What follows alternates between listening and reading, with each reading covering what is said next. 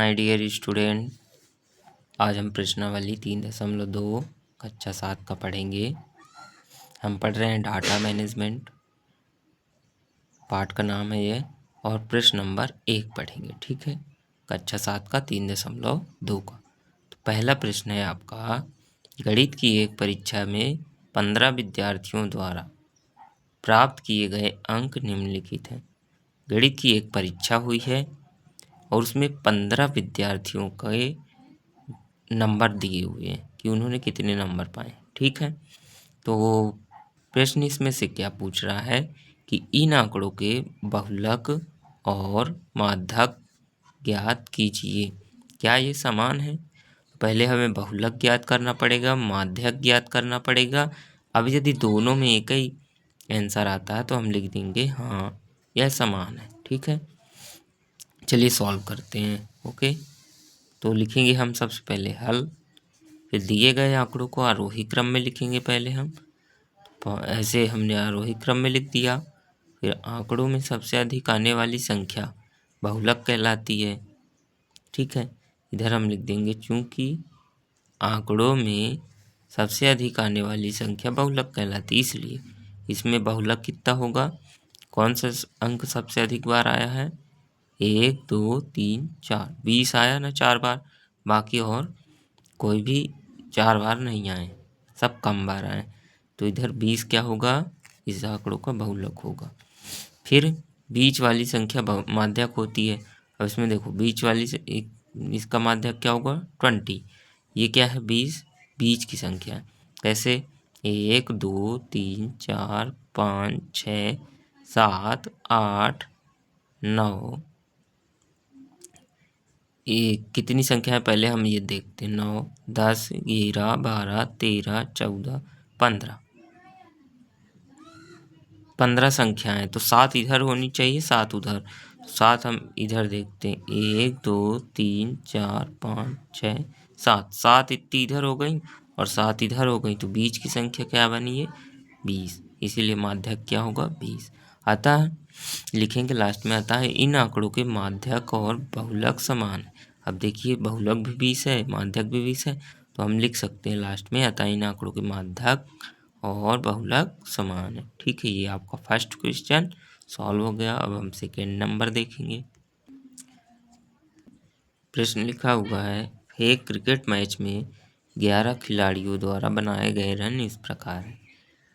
एक cricket match हुआ है जिनमें 11 खिलाड़ी थे और प्रत्येक ने इतने रन मतलब प्रत्येक ने एक एक करके इतने रन बनाए। ठीक है, तो पहला खिलाड़ी 6 रन बनाया, दूसरा 15, तीसरा 120, चौथा 150, इस तरह करके 11 खिलाड़ियों द्वारा रन बनाए दिए गए हैं। ठीक है, कितने रन बनाए उन्होंने।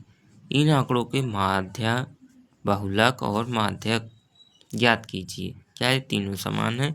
तो देखिए प्रश्न में हमें क्या क्या लिखा है, माध्य ज्ञात करना होगा, बहुलक ज्ञात करना होगा और माध्यक ज्ञात करना होगा। फिर पूछा है क्या ये तीनों समान है, क्या इनका आंसर एक ही आता है, ये भी बताना पड़ेगा। ठीक है, चलिए शुरू करते हैं।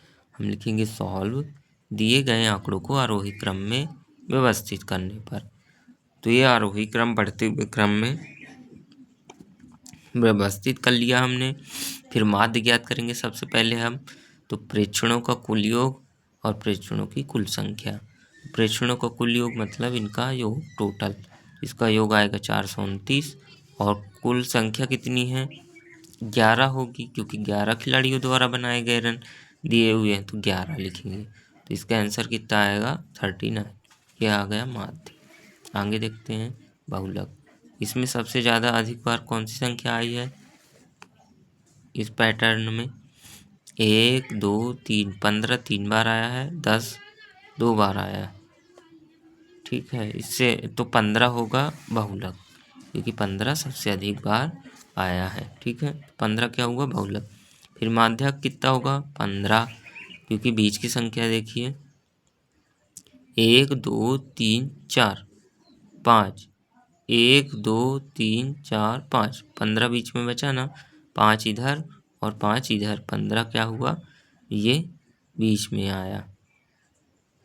1 2 3 4 5 इधर का इतना हो गया, 1 2 3 4 5 इधर, ठीक है। और बीच में क्या आया 15, तो ये क्या हो गया माध्यक। अब क्या पूछा है कि क्या ये तीनों समान है, तो समान तो नहीं है क्योंकि माध्य अलग है।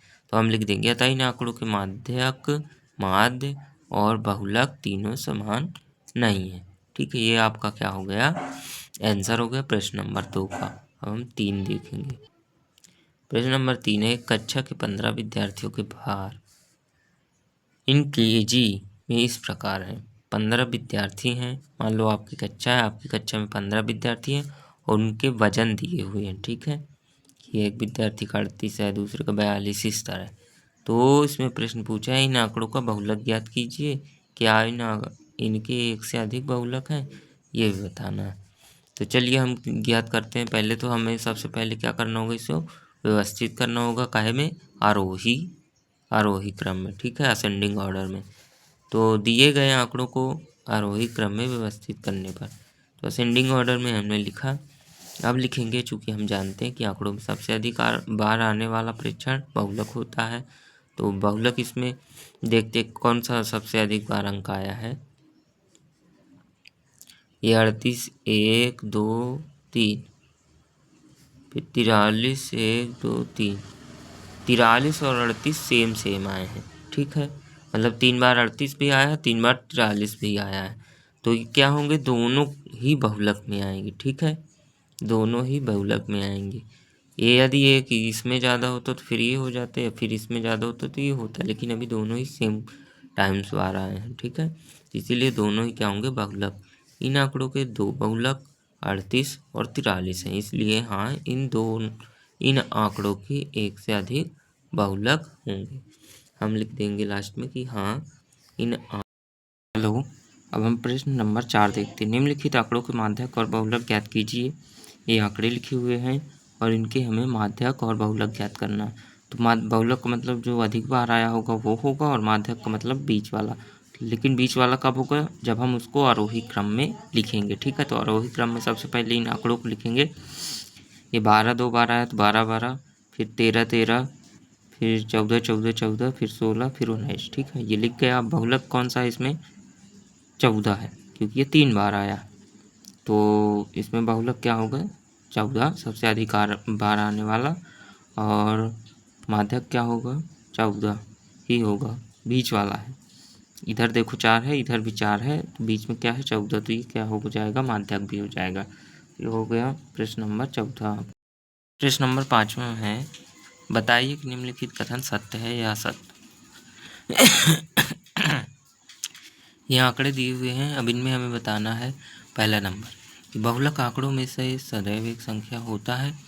इसका मतलब कि ये आंकड़े दिए नहीं हुए, हमने उदाहरण लिया है कि चेक करने के लिए कि सही है कि गलत आता है कि नहीं। तो पहला प्रश्न पूछ क्या रहा है, बहुलक आंकड़ों में से सदैव एक संख्या होता है। बहुलक होता क्या है, जो 2 या 2 से अधिक बार आया। तो इधर देखो 30 2 बार आया है, 10 भी, तो बहुलक क्या होंगे इसके, 2 होंगे, 10 और 30, ठीक है। तो क्या ये आंकड़ों में से सदैव एक संख्या होती है, तो हाँ हम जानते हैं, क्योंकि जो बहुत बार आता है वो बहुलक कहलाता है, तो आंकड़ों में से ही आता है ना, इसलिए सत्य होगा। फिर दिया है, माध्य दिए हुए आंकड़ों में से सदैव एक संख्या होता है, माध्य। अब माध्य क्या होता है, इन सभी का जोड़, और इन सभी ये कितनी है उनका उसका भाग करेंगे। देखो ये कितना है, 10 20 40 70 110 160 190, तो 190 है कितने, 1 2 3 4 5 6 7, तो 7 का हम भाग करेंगे 190 में, कितना आएगा 27.14, ठीक है। तो क्या माध्य इन्हीं आंकड़ों में से आ रहा है ये, नहीं। तो क्या होगा, सदैव नहीं आता, कभी कभी आ सकता है, ऐसा नहीं कि नहीं आएगा, आ सकता है कभी कभी, बट सदैव नहीं आ सकता, ठीक है। तीसरा नंबर है, माध्यक आंकड़ों में से सदैव एक संख्या होता है। माध्यक जो होता है तो बीच वाली संख्या होती है आरोही क्रम में व्यवस्थित करने पर। तो अब बीच वाली संख्या इसमें से कौन सी होगी, 30 होगी, नहीं हाँ 30 भी हो, यदि हम इसको आरोही क्रम में व्यवस्थित करेंगे तो 30 इधर आएगा, फिर भी क्या होगा, 30 ही होगी माध्यक, ठीक है। तो हाँ, ये तो उसी आंकड़ों में से ही आ रही है ना, एक संख्या बीच वाली संख्या है, आंकड़ों में से ही है, तो ये सत्य होगा। फिर आंकड़े लिखा है आंकड़ों 6, 4, 3, 8, 9, 12, 13, 9 का माध्य 9 है।